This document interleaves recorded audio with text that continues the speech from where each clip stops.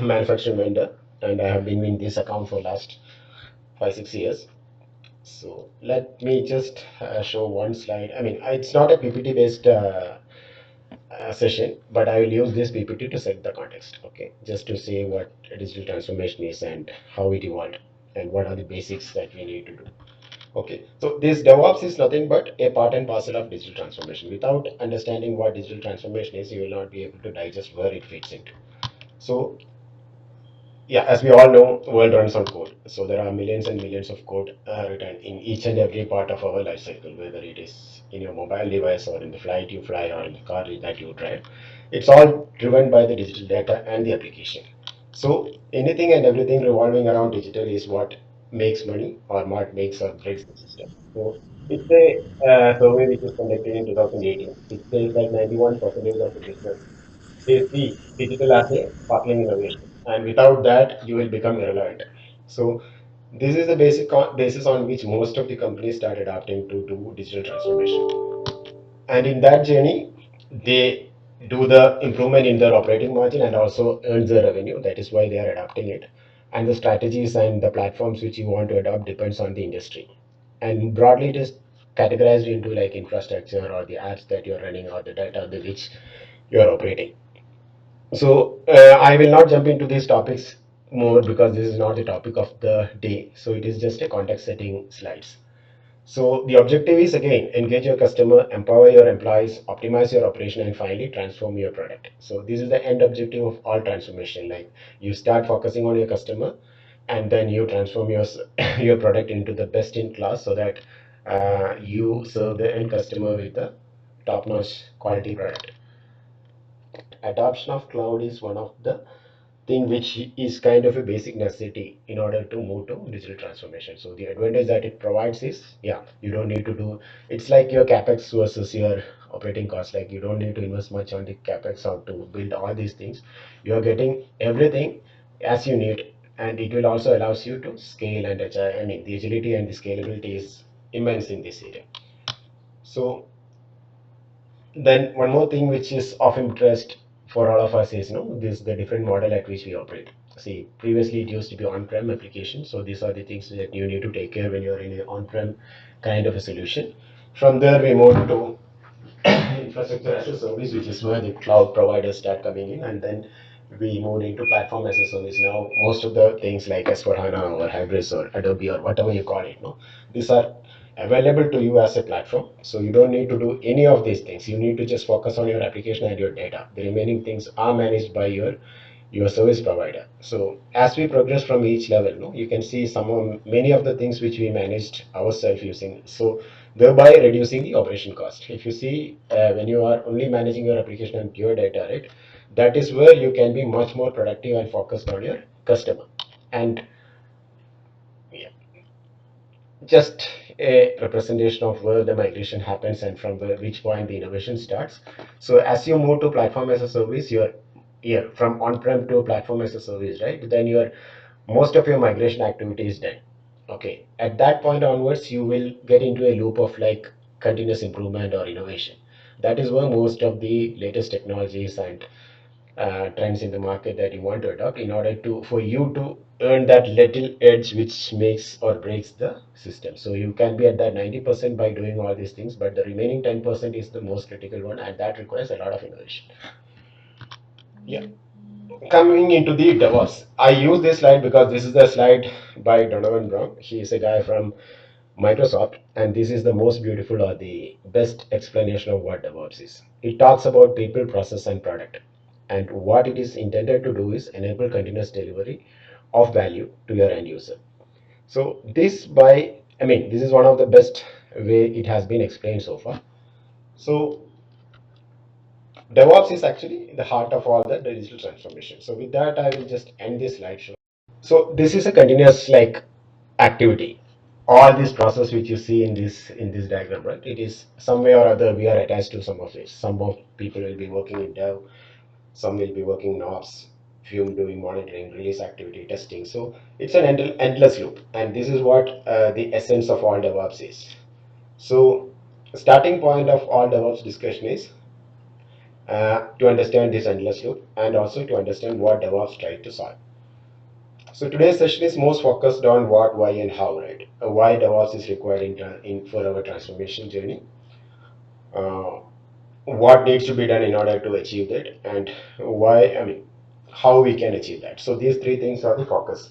So the why starts, anyway, I've explained why, right? Because in order to, for all of us to be in the edge of the industry or at least be the top runner, you need to be doing transformation, and that transformation is geared by the DevOps. This is the same explanation which I took there. It's people, process, and product. So we will touch upon all this activity one by one and try to understand in depth how DevOps can be adopted, what is the concept and misconcept in DevOps, what makes or breaks DevOps, and what are the tools available. And if time permits, we will also look into DevSecOps a little bit and also to SRE as a concept. So that is what I planned. So in order to understand what DevOps is, the basics is we need to understand the product lifecycle or project lifecycle. So it all starts with a guy having a brilliant idea, then putting it down into a planning sheet, designing it, then testing it or building it, and again doing the testing and building and finally launching the product. So the endless loop which we discussed there, no, it contains all this activity combined together. Whatever be the industry, whether it is BFSI, insurance, domain, whatever be the domain, ultimately this is where we fits into, or at least this is our bread and butter. So we all falls into some or other portion of this activity. And how we used to do it? Yeah, from around 1967 onwards till 20, I mean, late 20s, right? 20, yeah, 2010. Most of the application has been developed in this model where we have the standard SDLC lifecycle, which is nothing but the waterfall model, which we call it as. And the biggest pitfall of this particular model was, no, like whatever is the requirement given at a given point in time, and then to complete all this sequential activity and finally get the product right. It used to be an endless wait period for the end customer, and he never knows whether he gets the exact product which he asked for us. You define something and the requirement till the realization phase is pretty long. Either you will end up having an overweight product or an underweight product, and very rarely, like roughly 20 to 15 percentage of the total projects happen to deliver in waterfall model in the exact specification which has been given by the requirement phase.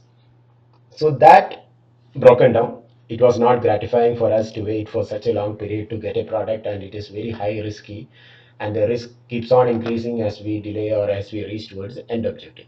The value which you want to get and the wait period and the risk involved in that was too high. So we moved into agile. So agile started popularizing somewhere in 2004-5 period, and that actually simplified the release process. So I'll just hold it for a while.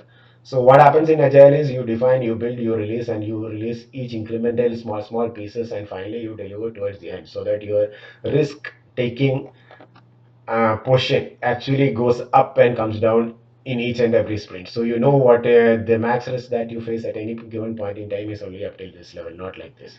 So that is what actually happened from waterfall to agile.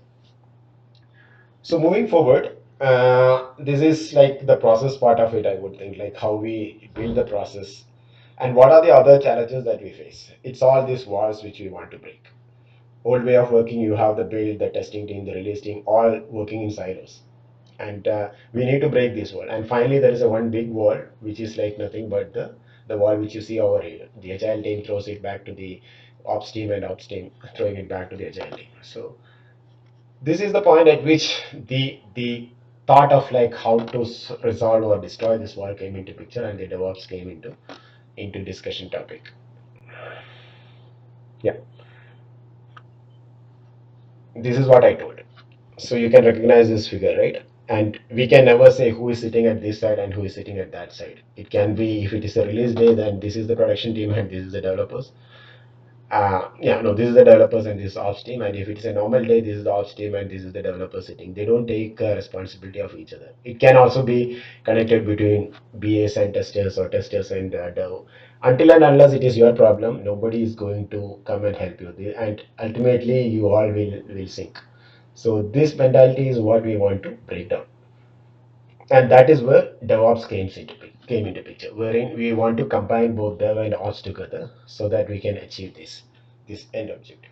So in this, up till now, what we have try to achieve is to understand like what is the people part of it, what are the process part of it at a nutshell. So the end objective of DevOps is to break all the silos and break all the walls which exist between teams and try to have a cohesive working culture which can give us better result. So as the description suggested, people and process part, right? I try to run it through this till this level so that at least we have a base understanding of what these things are. But it is not that simple to understand. The people part and process part is also simple, but the people part is the most difficult one. We will come to that later. But before we move there, I want to introduce you this J curve to all of you. Hope most of you might know this.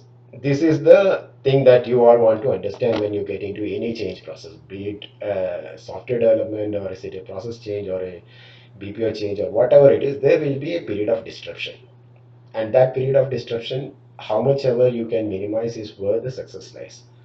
So this is how it starts. In the current state, some one fine day there should be a decision made by someone in the organization or by a set of group of people who decides they are going to do DevOps or Agile or whatever it is, and they think like this is the ideal path. That is what the stakeholder mistakenly expect. Like it will start from that point onwards to show to the desired state. But in reality, what you see is a J curve. You struggle with it. There will be a period of disruption, and after that, it starts showing up the results, and finally, you will reach the desired state.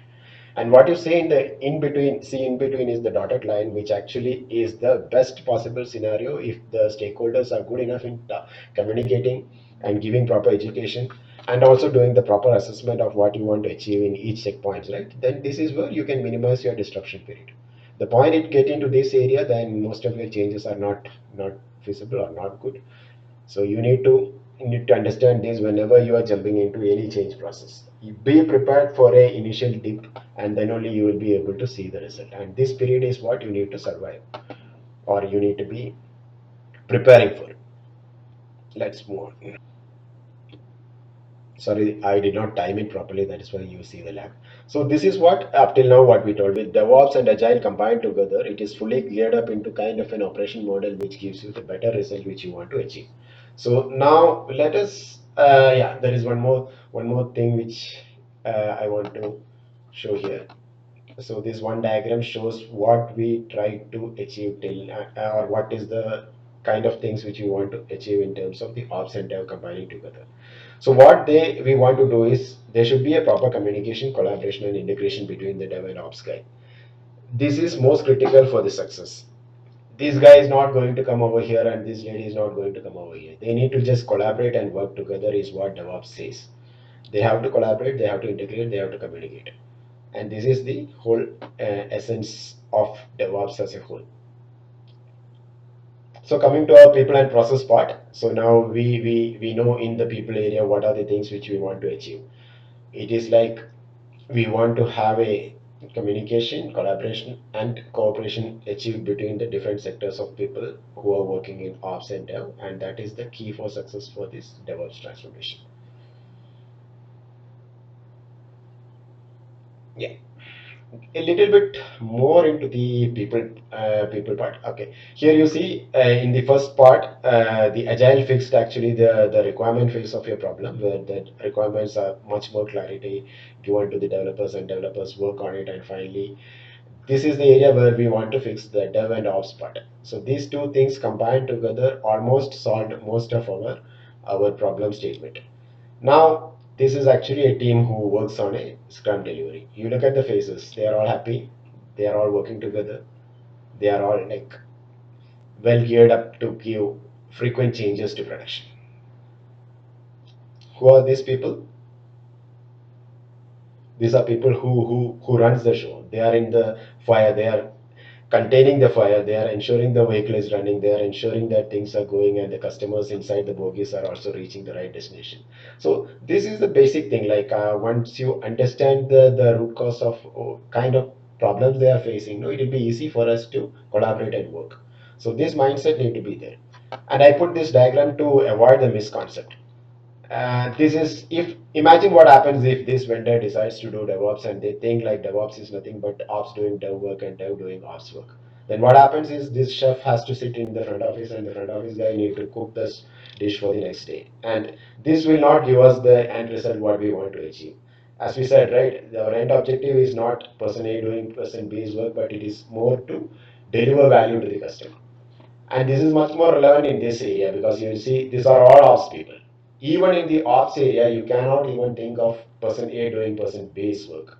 So it's all like, it's people says like it is all kind of a like mindset change, but it matters. Skill set also matters. So we need to understand that, and this is what exactly the DevOps is. The guy in the red dress want to move towards the right, and the guy in the white dress want to move towards the left, and in between they need to just do the things in a proper way so that they collaborate and put the puzzle together so that they both are successful. So it's not like this red part can be delivered by this or the white part can be delivered by the other guy. So this concept we need to be very much clear on. So if we are clear in this part and we are clear on this people part, no, then I think most of the problems are solved. This is where 80% of the transformation fails and people get dissatisfied. So it's a combination of mindset, skill set, and tools. Tool set. Tool set will come later because tools anyway is abundantly available in market. You can adapt to anything. You need to first understand the mindset and then work on towards the skill set which you want to achieve, and then that will be a combination of success. So last, you can see at the bottom, you can see a set of people playing different instruments, but still all of them are singing towards the same songbook. So this is what DevOps need to achieve. You should be synchronized to get the result. Let's look at the history of DevOps a little bit. This is the person called Patrick Devoy. He's the guy who actually put the idea of DevOps together. So he's from Belgium. He's a guy from Belgium, and he has done most of his life doing different role of tester, developer, all the roles he did. In 2008, somewhere he was running a project for a Belgian government organization wherein he was doing the role of a PM who has to, or at least test lead, who has to interact with both ops and dev in order to achieve his result. And it was a kind of a migration project, cloud migration project or something. I don't know exactly what it is. That is where he realized like these people, though they are working together, they are never in a kind of sync. So his idea of whatever he faced during that project execution actually turned out into the starting of DevOps. So this is what he started in 2009. He logoed it and said DevOps Days because he planned a 2-day session in Ghent, Belgium. And in that conference, he introduced this term DevOps. And then since it was 2 days event, right, he put it as DevOps Days. And he invited most of the forward-thinking sysadmins and forward-thinking developers, architect all together into that discussion. So this is all about the history. I mean, I will just touch upon the history and then we'll move detail into the tools part of it. So as I said, 2007, while this Patrick Duo, when he was working for one of his projects, no, he realized that it is not so easy to work with the dev and ops. They are not talking to each other. So that concept of how to combine these people, came to his mind. And the very next year, in the Agile conference, which happened in Toronto, Canada, he met with a guy called Andrew Schaffer. Okay, that guy has actually called for a session in that particular conference, which is called Agile Infrastructure. I think Agile Infrastructure, which was more or less kind of an infrastructural based people working in Agile mode. So this Patrick guy went into that conference, get into the room where that conference is supposed to happen, but for his surprise, nobody was there. Even there was no interest shown by anyone to attend that session. And finally, he find Andrew Schaffer somewhere. They shared the ideas, and finally they started the community called Agile System Admin, which is a Google group. And they continued 1 year, 1.5 year. And after that, one more major thing happened. It is like John and Paul. One guy was an ops lead and the other guy was a dev lead. They both conducted a beautiful session in Velocity conference. And I think whatever DevOps we are talking about today, if you go through that session, it's available in public domain. It's hardly 16-20 minutes video. If you go through it, they were talking about each and everything which we currently call it as DevOps. They were talking about many deployments per day, feature-based releases. They were talking about switching on, switching off features in production. They were talking about A/B testing. They were talking about how they implemented the gray or dark deployment, and all those things, whatever we want, even feature-based release and things are even now we have not implemented. But In those days, they did it and they presented it to the larger world, and they said they achieved this during by virtue of the collaboration between DevOps. And that is when the idea came deepened into the mind of Patrick, and he started the DevOps days. So I'll not go into the detail unwantedly consume our time. So basically, the other turning point is when the Gardner comes into picture. Somewhere in 2011, this guy Cameron, he put in his Gardner report, which says by 2015, DevOps will be the mainstream industrial trend, and it happened. Like by 2015, it started, and then from 15 till 20 is the golden era of DevOps, where most of the companies started adopting DevOps, and it started shaping up into its current form. I think we covered people, process, and also a little bit history about DevOps. Let us look into the tools aspect of it, or at least before that, let's try to understand what is that, where the tools comes into picture. Okay, so the tools comes into picture to avoid all the roadblocks which you have in the release process. Any friction, any roadblocks that happen between the build, deploy, release, test, monitoring process, right? Where there involved manual process or human errors, all those things are what we want to avoid using the tools available in the market. Because we already have the people available who has got the right mindset to solve every roadblock. No? So what are these roadblocks? Let us look into it one by one. There are five major things which I have copied over here. Bear with me for this slide. I have to screenshot it and take it. I did not prepare it myself. So first thing is miscommunication and collaboration. We discussed it a lot. It's like, yeah, you don't have a proper communication channel between these two people, because of which there will be a lot of bureaucratic process and the checklist documentation, which are all like hampering the agility of the development process. Then the conflict of interest. This is one major thing which actually makes or break the system. This guy is incentivized for doing many changes into production. His KPI is number of changes gone to production. His KPI is velocity, reliability, other things. And this guy's KPI is all like he want to keep every system green and also have 99.99% availability. So until and unless this conflict of interest or the incentivizing pattern and you work towards a common goal, no? If both are having their own incentives and their own goals, always there will be conflict. This is the second thing which we want to avoid. Security, one of the biggest thing. I don't call DevSecOps as a separate entity. It's part of DevOps. Okay, so we will come to that later. But you look at this red lady at the center, right? You do everything and you decide when is the go live date. That is the exact point when this lady comes with a big list of one, two or three P1s and five or six P2s and 1,526 warnings which you want to fix in order for you to go live. That is the nightmare for any PM to see, because he has set everything for his production go live, and he now stuck up with a huge list of inventory where you want to solve it. And so finally you end up in solving all the P1s. You give a commitment like you may fix P2s in the next sprint and you forget about all your 1024 vulnerabilities. I think I jumped over this slide. Yeah. Fourth one is application testing. So this is another process which will slow down your process, wherein it's all manual process. You need to have the bureaucratic process happening there.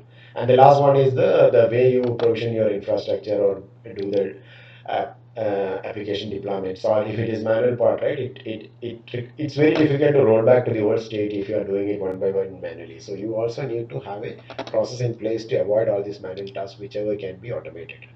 So these are the five major roadblocks which can hit you in your release process, and these are the things which actually want to be solved by the tools which are available. So all the five what we discussed in detail, and they comes in as an impediments in all your build process, ideation process like that. So the objective of the tools in this DevOps tools is no, or at least the DevOps guy who is a DevOps engineer, whom we call it as, right. That is the guy who will come handy in this area, and he will build each and every impediments he want to solve as a group, talking to different stakeholders, solving it one by one, and finally achieving the end objective of having everything in place which can give you a thing of something is coming on my call.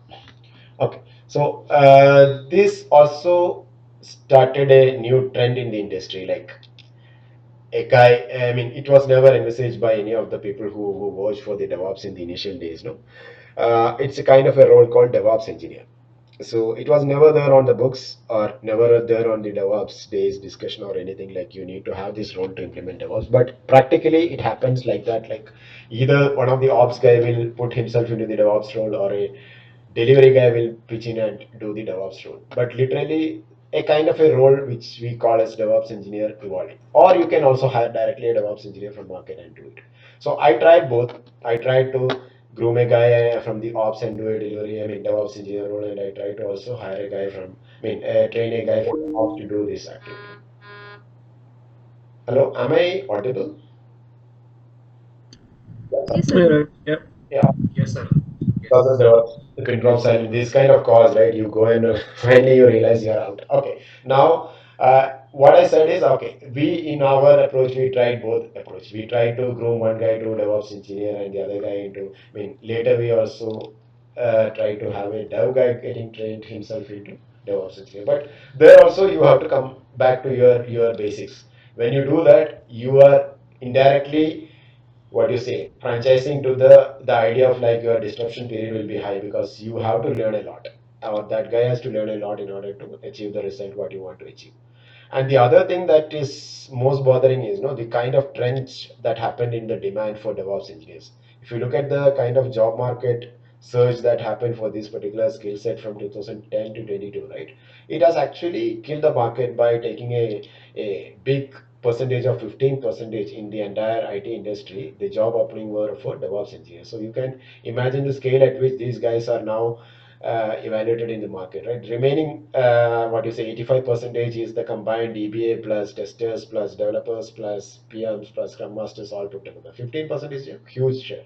So this gives a picture like, yeah, it was a mistake of the creator of DevOps to decide to define a role like DevOps engineer. It is required for you to success. And this is what the tools looks like. Okay, it's like as I told you, right? It is abundant in market. You don't need to bother about too much about the tools. Though the implementation period and the decision making is much difficult in this area, but in order to adapt or find something in the market, it's very easy because you have everything available. You need to just it's kind of a buffet. You just go and choose the right combination which fits your industry, use it well. It depends on the kind of people you are having, kind of skill set you are having, but literally you don't need to do much R&D around it. Only thing is you need to have the right skill set and the decision making mentality to pick choose the right one.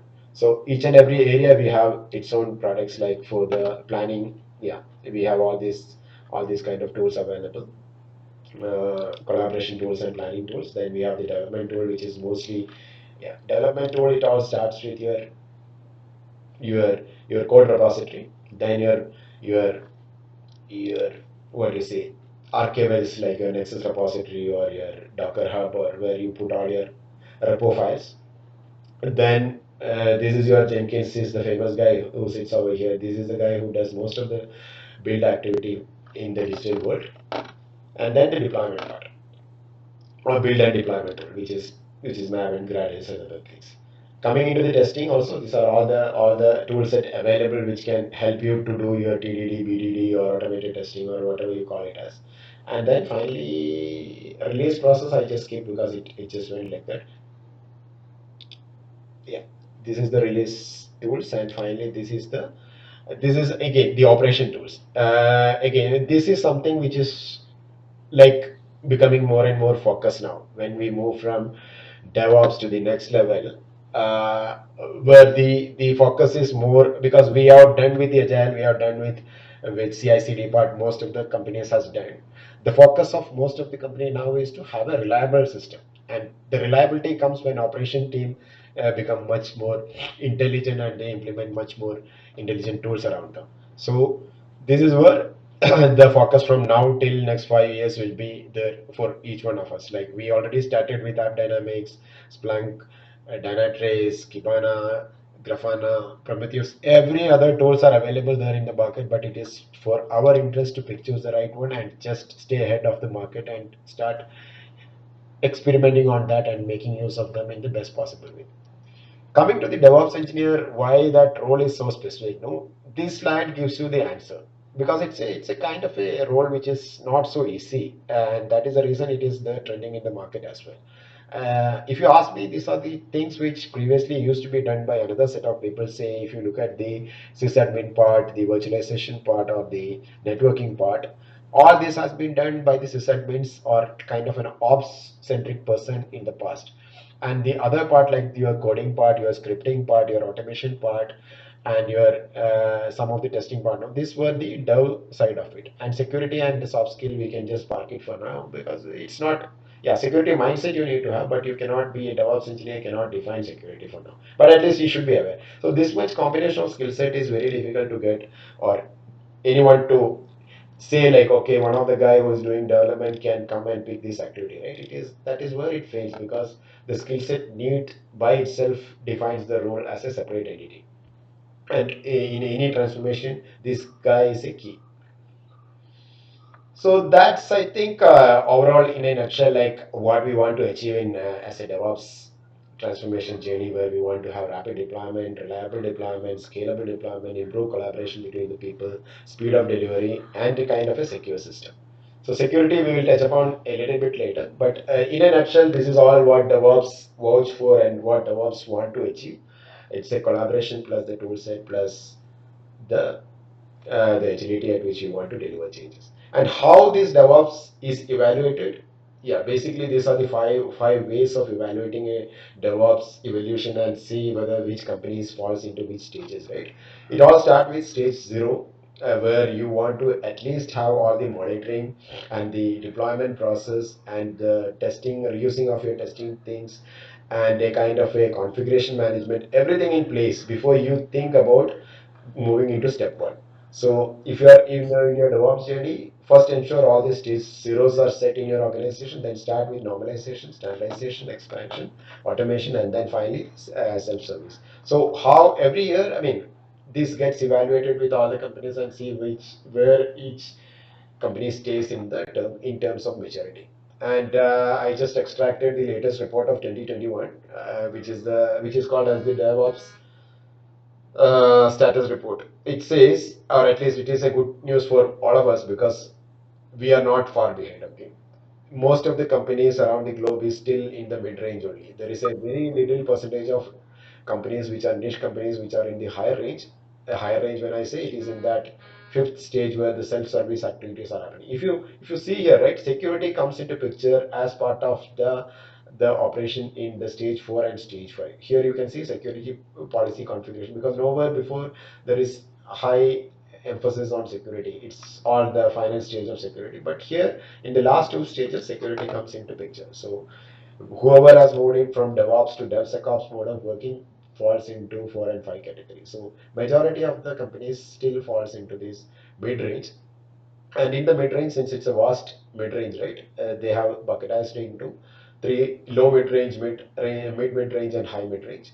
So maybe most of us also falls into, definitely not into the low, because we might have at least done something not into this 4%, but somewhere into the 78%, and we want to target to get into this 18% when we embrace this DevSecOps.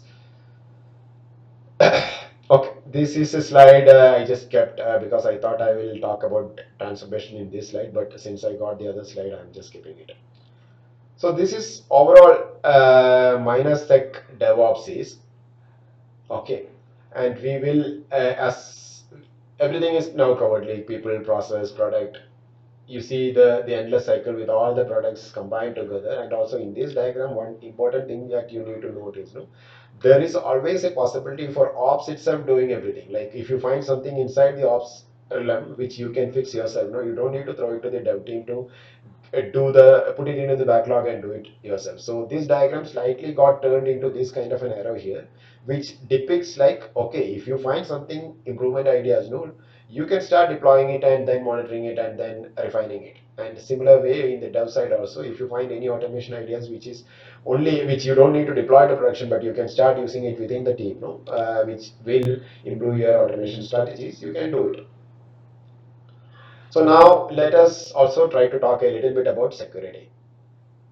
So this is what I told. I mean, towards the end, right, when it is about to go to production, or it is about to break. This diagram shows something is about to break, right? That is when this guy comes into picture. And this is a case where it is done after the facts. Like you have gone live, your production is like burning, and you know there is some gas leakage happening, then you come with a mask and then start doing all this activity. So now what we want to do? We want to left shift the security. You don't need to do anything after the facts. You just want to build a culture in your organization where security is not towards the fake end, or you don't want to do it once the vulnerability is detected in the production. So you want to distribute it and you want to be making yourself secure everywhere. And how can we do it? Left shift. You see, you from your home till your office and inside your office also, right? You need to be thinking about security. In this current context, it makes you very clear, right? So this is what we need to achieve, wherein every aspect of software needs to think about security, right from your coding strategy till your end. And why such a change happened, why all of a sudden all people are talking about DevSecOps is, no, it's like the way the software started evolving has actually made us think more vulnerable, or at least made us feel vulnerable. The reason for that is, no, previously we used to protect our perimeter. If you are like having a protected ODC, or you are protecting your laptop, right? You assume like you are secured because the code what you write, no, that is something which you produce out of a people whom you read the BGV. So those days are now gone. It's like fully decentralized, democratized, and increasingly open sourced. 99% of all the softwares which are running in production contain some way or other open source. So you cannot protect yourself and assume you are secured. The point you add any standard product which contains an open source, that has got a vulnerability inside that. So you have to always check whether you did it or not. You have to check. Same is the case with the microservices and the Docker images that you consume. You never know what kind of a strengthened or hardened image that you are using. You use it, and if it contains a vulnerable code, you are again vulnerable. So this decentralization, democratization, and openly sourcing the open source, no, that actually caused us think more about the security. And one more factor is like they cost a lot of money, like the ransomware attack or the data breach things that happen in market, right? The average ransomware charge for anything in the last 3 4 years, no, if you take it, is like 1 million minimum, 1 to 5 million or 20 million is what they ask for, and that is actually will either make or break the company. And till now, we were fortunate enough because the data breach was mostly focusing on theft of your privacy data, your credit card data. So max damage that might have happened for you was the privacy part and the money part. But going forward, that might not be the case. Why? Because as I said in the first slide, right, we are now fully driven by system. Whatever you do, whether it is the call which we are doing now or the phone that rings, everything runs on code. So any bad actor getting into this who has got access to this data. You imagine this guy, this is a auto-driven car, right? Uh, so here, if anything happens to this particular program which runs in this car, it is catastrophe. It will take life. It's not privacy or anything. Same thing happens with the IoT world. Now, if you see this diagram, it talks about a virtual doctor treating a patient, and anything, any data mismatch or data theft that happen in this system can cause the death of a patient. So that is why nowadays this security also comes into that much limelight. So I just set the context why we want to have security also implemented, and that is where this DevSecOps concept started getting its popularity. So what we did was we just added nothing. It's the same DevOps chain with the internal development track, but inside that we embedded the security. So what all we want to do in each and every leg of the development lifecycle or the operation lifecycle, you want to embrace security also into each of them and try to fit in the right tool which will do the work for you. So this talks about your DAST and Dynamics application security testing and the static code analyzing which you do during your build phase. So here itself in your IDE will also check a lot of things. So you have to start embedding or plugging in all these things so that right from dev, in each stages of your dev, you implement security. So you have a security mindset built both at your dev and your ops side. So ops side, I don't think like nowadays most of the things we are doing, I don't think there is anything which is like new in this state. Yeah, we do security monitoring, we do security patches, everything is done. But yeah, it's bit more what you say compartmentalized and put it into a kind of a structure so that It's not like after the fact you come and say all these things.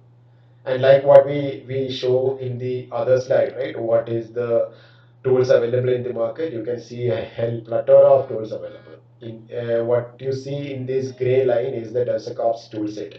Okay, and you see here from each of your area in the CI/CD pipeline, right from the requirement in your deployment phase, every stages has got its own tools available, like the Vault for secret management.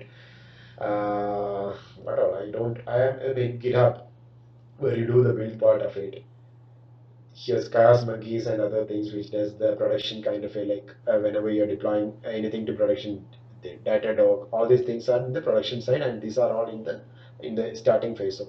So I'm not an expert in this area. We need to get deep into these tools and how we can inject it into each of our life cycle is what DevSecOps targets to, or that sec part of the DevOps targets to. So let us all call it as DevOps only, and we want to now start injecting ops into Dev.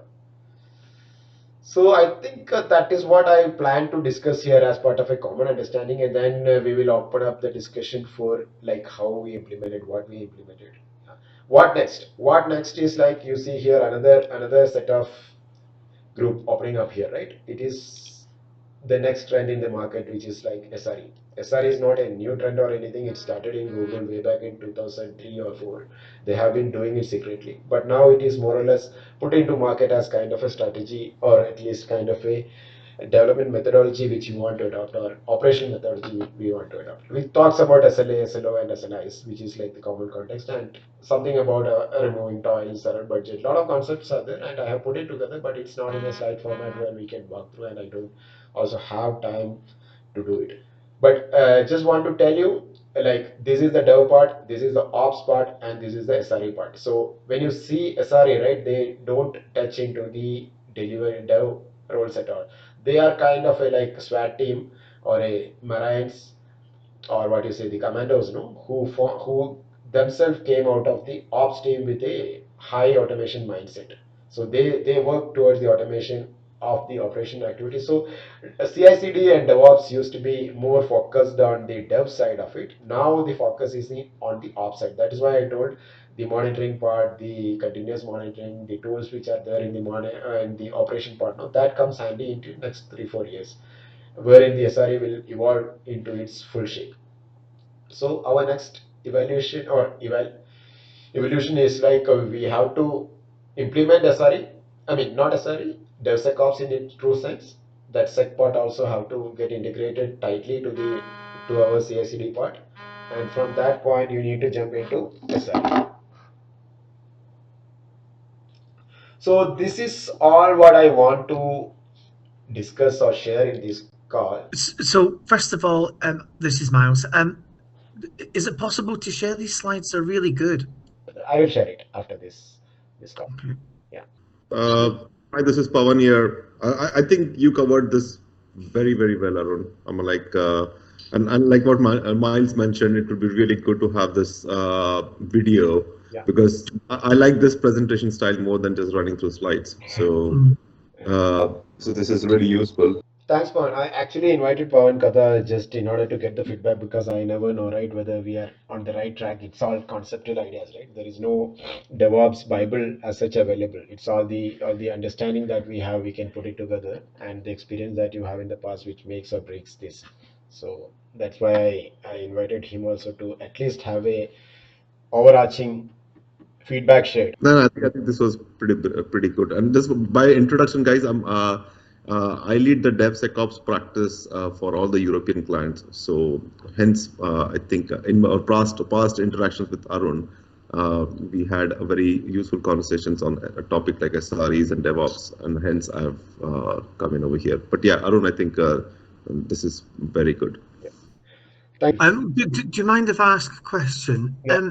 In terms of your feedback from the client, where do they want to go next? Have you got any See, idea of what they want next? in terms of answering your question, where customer want to go, definitely they want to go into predictive analysis where they can predict when things can go wrong, what is the current thing happening, how current production is. So they are more looking into that area, like your PagerDuty services, your monitoring services, your Prometheus, your Grafana's, your time series database. These are the area where we want to focus and we want to implement more value to the customer. And that is the area where I am focusing now. But there are many application landscape in our own projects where they want to start from zero, or at least they are in the early stages of the adoption. So there they can either adopt what we did, or they can just look into the kind of action which we performed. If that adds value to them, then they can adopt it. But my recommendation to all is, no, you can always get the guidance and other things till the first point which we discussed, till the point of people and process. When it comes to implementation, it is up to you. You have to just tighten your shoes and start getting into the act. Pull in your teams, invest on your DevOps engineer. Don't listen to anyone saying like it is ops doing dev work. See, it's the rubbish thing which we want to do. Like a ops guy sitting free, and then you give the low priority 5 or 6 tickets to him for solving. It will not serve the purpose of DevOps, because DevOps says you add value to customer. If that 5 or 6 defects are there, no, it doesn't add any value to the customer. That's why it is staying there. Solving that and reducing your burden is not the objective of DevOps. We have to understand that whatever you are touching, it should be adding value to the customer, and you yourself should be proud of doing it. If you are doing that, then yeah, I will say you are successful.